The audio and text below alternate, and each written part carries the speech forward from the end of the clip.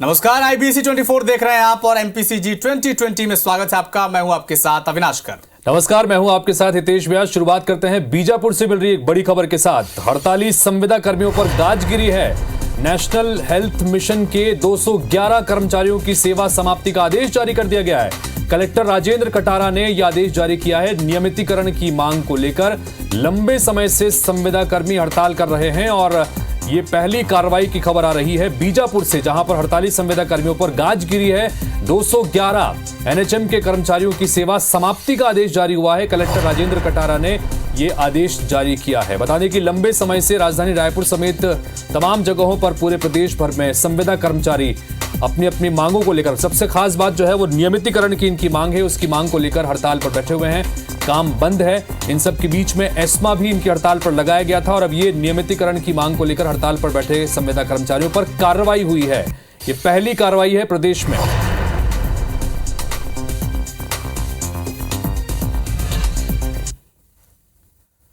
तो MP में विधानसभा चुनाव के करीब आते ही समाज और जातियों के संगठनों ने राजधानी भोपाल में शक्ति प्रदर्शन शुरू कर दिया। भेल दशहरा मैदान में कुशवाहा समाज ने महासम्मेलन का आयोजन किया। CM शिवराज भी इस पर शिरकत किए और इस दौरान उन्होंने कई सौगातें भी दी। महात्मा ज्योतिबा फुले जयंती पर 11 मार्च, टोडरमल जयंती पर 18 मार्च को ऐच्छिक अवकाश का ऐलान किया। साथ ही यह भी ऐलान किया कि महात्मा फुले की जीवनी को स्कूली पाठ्यक्रम में शामिल किया जाएगा। सागर में बन रहे समाज के मंदिर के लिए CM समाज को 10 करोड़ रुपए का चेक भी सौंपा और कहा कि समाज के छात्र छात्राओं की पढ़ाई का खर्च सरकार उठाएगी।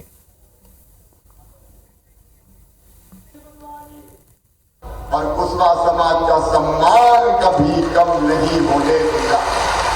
हम केवल घोषणा नहीं करते, जो कहते हैं वो करते हैं। पिछले दिनों सागर आए थे मेरे बहनों और भाइयों, ये आदेश की काफी 10 करोड़ रुपया कुशवाहा हमने, जो हमारा मंदिर है सागर में और साम्राज्य भवन में, उसकी स्वीकृति का आदेश लेके आया हूं। बीजेपी के अनुसूचित जाति मोर्चा की राष्ट्रीय पदाधिकारियों की एक महत्वपूर्ण बैठक कल 1 अगस्त को रायपुर के अग्रसेन भवन में होगी। इस बैठक में भाजपा के राष्ट्रीय महासचिव BL संतोष, राष्ट्रीय महामंत्री और मोर्चा प्रभारी CP रवि और मोर्चा के राष्ट्रीय अध्यक्ष लाल सिंह आर्य, 35 राज्यों के बीजेपी SC मोर्चा के प्रदेश अध्यक्ष सहित 80 से ज्यादा पदाधिकारी शामिल हो रहे हैं। बैठक में आने वाले दिनों में छत्तीसगढ़ और मध्य प्रदेश सहित 5 राज्यों में होने वाले विधानसभा चुनाव में SC वोटर्स को साधने की रणनीति पर चर्चा होगी। बैठक में छत्तीसगढ़, मध्य प्रदेश, राजस्थान, तेलंगाना के लिए भाजपा के SC वर्ग के दिग्गज नेता चुनावी रोड मैप तैयार करेंगे। इस पर कैबिनेट मंत्री शिव डहरिया ने तंज कसा है और कहा कि बीजेपी SC मोर्चा की बैठक से कुछ नहीं होने वाला।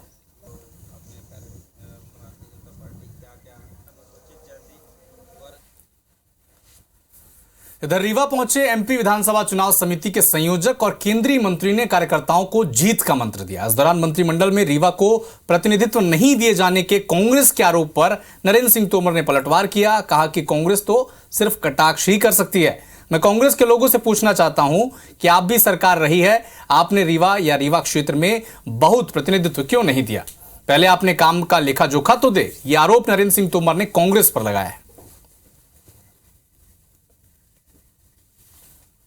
मेरी सरकार में कोई मंत्री कल था, आज कोई मंत्री नहीं होगा, लेकिन मेरी सरकार तो लगातार विंध्य के विकास के लिए समर्पित है। कांग्रेस के कार्यकाल में जब उनके प्रधानमंत्री थे तब मणिपुर में घटना हुई थी और 700 लोग मारे गए थे। उस समय उन्होंने क्या किया था?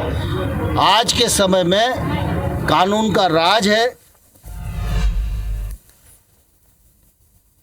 तो छत्तीसगढ़ में कांग्रेस ने आगामी विधानसभा चुनाव के लिए एक नया टिकट फॉर्मूला बनाया है। टिकट देने के लिए कांग्रेस जिला और ब्लॉक से आवेदन लेगी।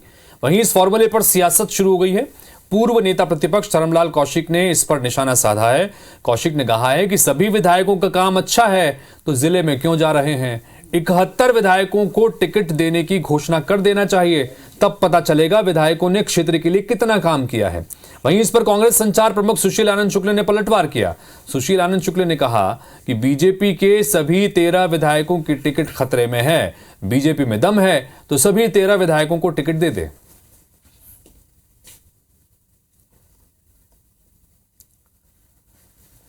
एमपी के गृह मंत्री नरोत्तम मिश्रा ने कांग्रेस के शिव पूजन पर तंज कसा और दिग्विजय सिंह को चचा जान बताया। उन्होंने कहा कि महाकाल की सवारी पर थूकने पर इनके मुंह से एक शब्द नहीं निकला।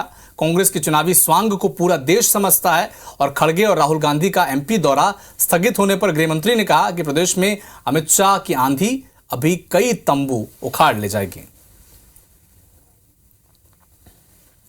तो मुख्यमंत्री भूपेश बघेल ने आज रायपुर स्थित अपने निवास कार्यालय में बेरोजगारी भत्ता योजना के तहत चौथी किश्त की राशि जारी की।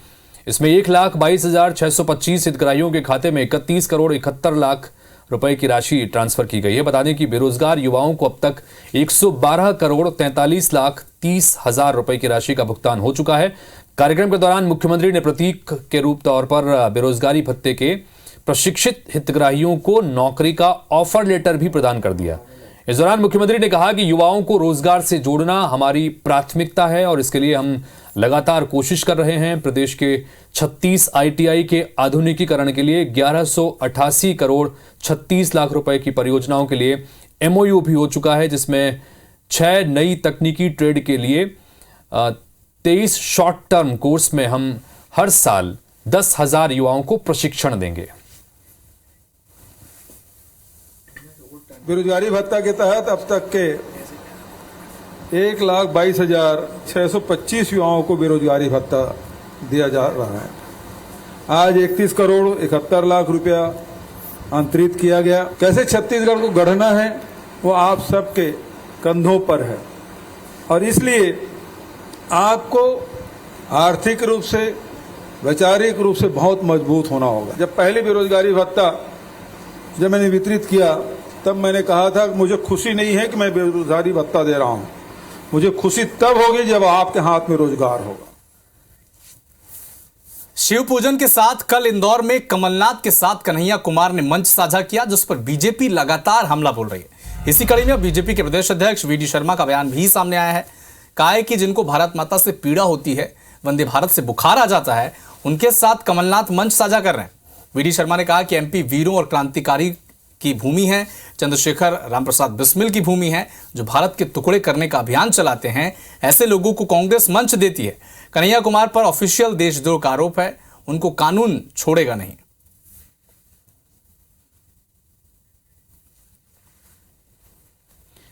बलरामपुर जिले के विजयनगर में मुहर्रम त्योहार के मौके पर हुए बवाल और विधायक बृहस्पति सिंह के खिलाफ हुए मुर्दाबाद के नारों को लेकर आज मुस्लिम समाज के लोगों ने मीडिया से बातचीत की। उन्होंने दावा किया कि इस कार्यक्रम में दंगा फैलाने की साजिश हुई थी। समाज के लोगों ने कहा कि आधा दर्जन असामाजिक तत्वों ने यह साजिश रची।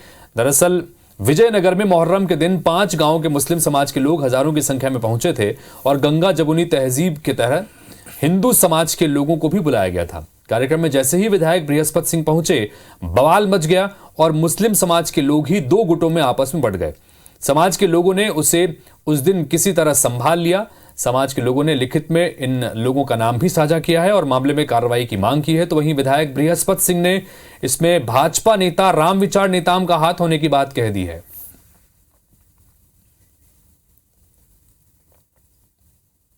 कार्यक्रम के दौरान ही चिन्हांकित 6 लोगों के द्वारा अतिथियों को अपमानित करने एवं त्योहार को खराब करने और समाज में विद्वेष फैलाने का कार्य किया गया, जिसका हम सभी घटना से बहुत आहत एवं शर्मिंदा हैं। कुछ शरारत तत्व के लोगों ने इसी जुलूस के दरमियान शरारत करने की कोशिश की और चाहते हैं कि जिन लोगों ने ऐसा काम किया है, शरारत किया है, उनके विरुद्ध सख्त से सख्त कार्रवाई की जाए। पता चला कि माननीय नेताम जी ने कुछ मुसलमान भाइयों को बहकाकर अलग कार्यक्रम मेघुली में कराना चाहते ताकि मुस्लिम को 2 फाड़ बांट सके और भगदड़ बचाने का वहां दहशत फैलाने का पूरा कोशिश करता रहा।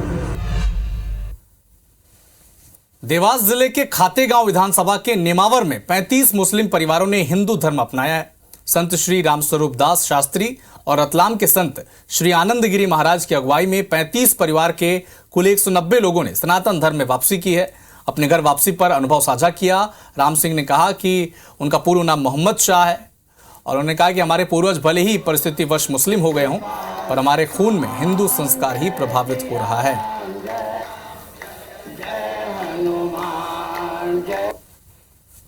तो भिलाई शहर में डेंगू के मरीज मिलने से हड़कंप मचा हुआ है। यहां 4 पॉजिटिव मरीज मिले हैं। इनमें से 3 टाउनशिप क्षेत्र के हैं और 1 निगम क्षेत्र के हैं।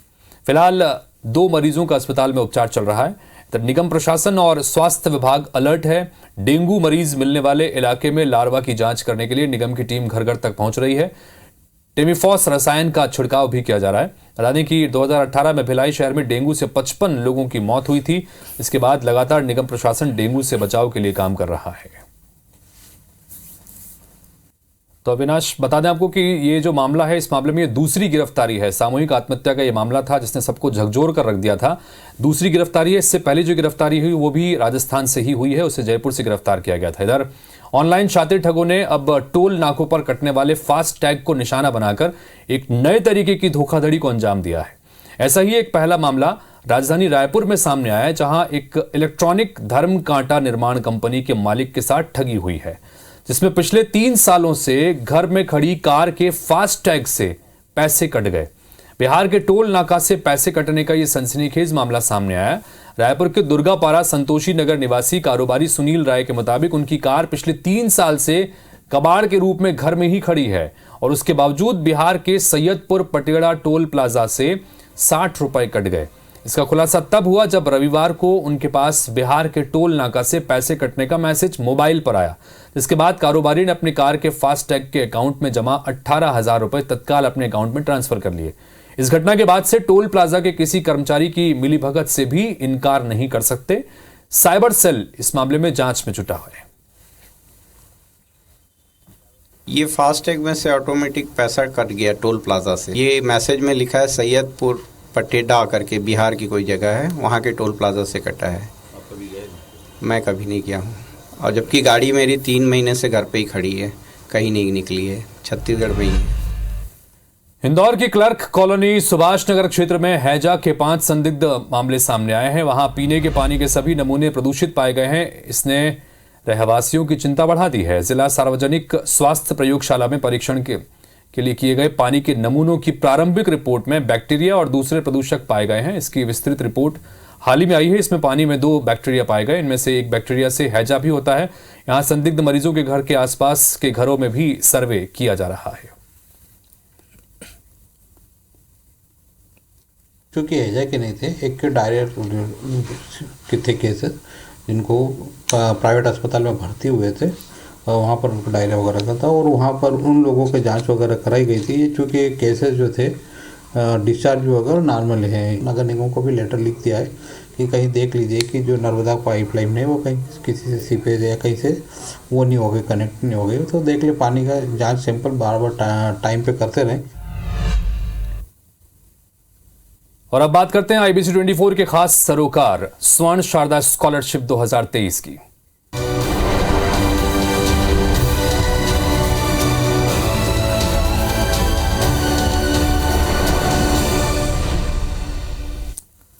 बेटियों की शिक्षा को बढ़ावा देने के लिए शुरू की गई IBC 24 स्वर्ण शारदा स्कॉलरशिप ने एक और अहम मुकाम पार कर लिया है। छत्तीसगढ़ की राजधानी रायपुर में सोमवार शाम स्वर्ण शारदा स्कॉलरशिप 2023 समारोह का आयोजन हुआ। यहां एक ही मंच पर 33 जिलों की टॉपर्स बेटियां पहुंची। प्रदेश की इन ब्रिलियंट बेटियों का सम्मान राज्यपाल ने किया और उन्हें विशेष सम्मान निधि भी दी गई। IBC 24 स्वर्ण शारदा स्कॉलरशिप 2023 का हिस्सा बनने के लिए तो जोरदार तालियों के साथ, करतल ध्वनि के साथ इस मंच छत्तीसगढ़ के सबसे प्रतिष्ठित न्यूज चैनल IBC 24 ने स्वर्ण शारदा स्कॉलरशिप 2023 का गरिमामय आयोजन किया। छत्तीसगढ़ की राज्यपाल विश्वभूषण हरिचंदन और महिला एवं बाल विकास मंत्री अनिला भेड़िया की मौजूदगी में टॉपर्स को सम्मानित किया गया।